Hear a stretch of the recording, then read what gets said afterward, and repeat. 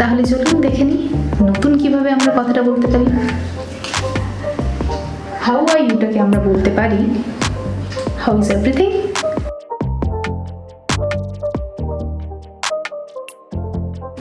Hello and welcome বন্ধুরা, আমি মালবিকা আর আপনারা দেখছেন শিক্ষা মাস্টারজি। এখানে আমরা ইজি ওয়েতে ইংলিশ শিখি। আশা করি আপনারা খুব ভালো আছেন, আমিও খুব ভালো আছি। Hope you are well and I am also fine. আচ্ছা, এই যে একটা কথা আমরা তো প্রায় সময় ইউজ করে থাকি। যখনই আপনি কাউকে দেখেন, আপনি এই কথাটাই জিজ্ঞেস করেন হাউ আর ইউ, আর সে বলে আই এম ফাইন।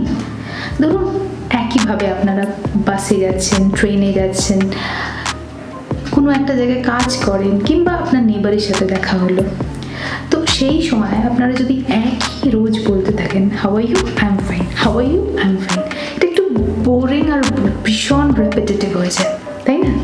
তো তাই জন্য আমরা এটাকে যদি রিপ্লেস করি তাহলে কীরকম হয়, এটার বিকল্প একটা অন্য কিছু যদি আমরা বলি, right, right is the spice of life.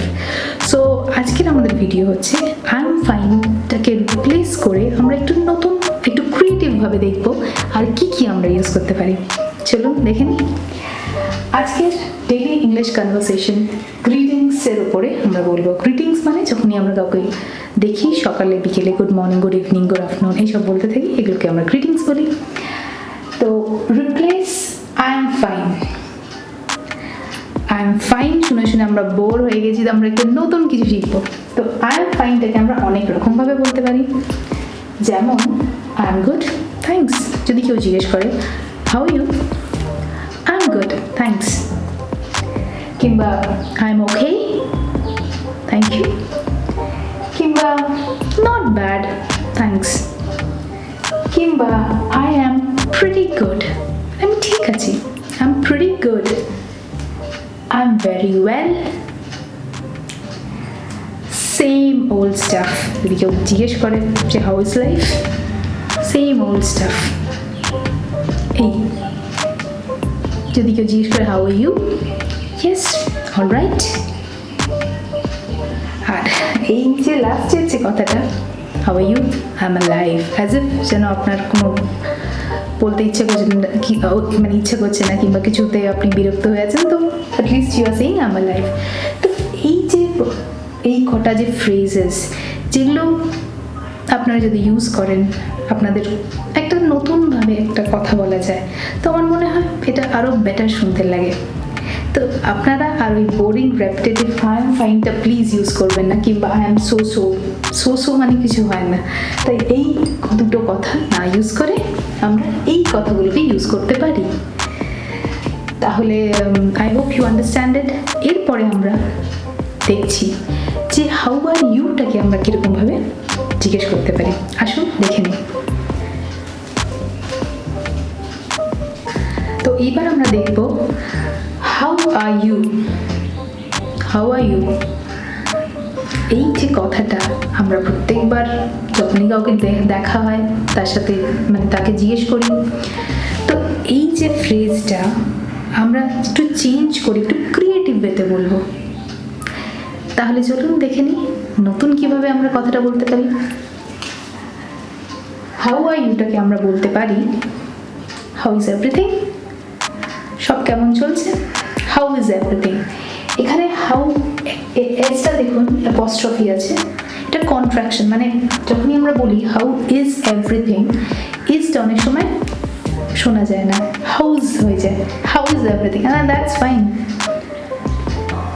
Next how are ইউটাকে আমরা এইভাবেও বলতে পারি how are things, ya things are good, এইভাবেও বলা যায় how is it going, how is it going.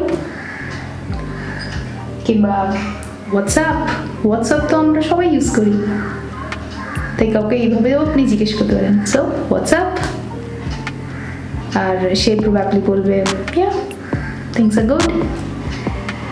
How are you doing, এটাও বলা যায়। হোয়াটস নিউ, নতুন কি চলছে, এটাও বলা যায়। এবং ইউ অলরাইট, ইউ আরটা আবার এখানে শোনা যায় না, তাড়াতাড়ি বলতে গিয়ে ইউ অলরাইট। তো গ্রামার স্পোকেনেতে অতটা গ্রামারে ফোকাস না করলেও চলে, at least this are phrases that you can use instead of how are you. Okay, তো এইটা হয়ে গেল informal way of talking to someone. Informal মানে বন্ধু বান্ধব কিংবা রিলেটিভস, নেইবার্স, আপনি এই কথাগুলো ইউজ করতেই পারেন, কিংবা খুব ক্লোজ কেউ। কিন্তু যদি আপনি ধরুন আপনার বসকে জিজ্ঞেস করছেন কিংবা কোনো এমন কাউকে জিজ্ঞেস করছেন যিনি খুব রেসপেক্টেবল, তাহলে সেই ক্ষেত্রে আমরা একটু ফর্মাল হয়ে যাব। তো ফর্মালের জন্য আমরা এইভাবে বলবো, how have you been. How are ইউটাকে আমরা বলবো how have you been, how are things going, কিংবা আর ইউ ওয়েল। তো এই দুরকমভাবে আমরা হাউ আর ইউটাকে রিপ্লেস করে এই কথাগুলোকে আমরা ইউজ করতে পারি। So I hope you have understood all these things, and I'm very sure that you are perfectly all right, and I'm also doing very well in my life. Thank you guys. Please subscribe. Thank you. Bye.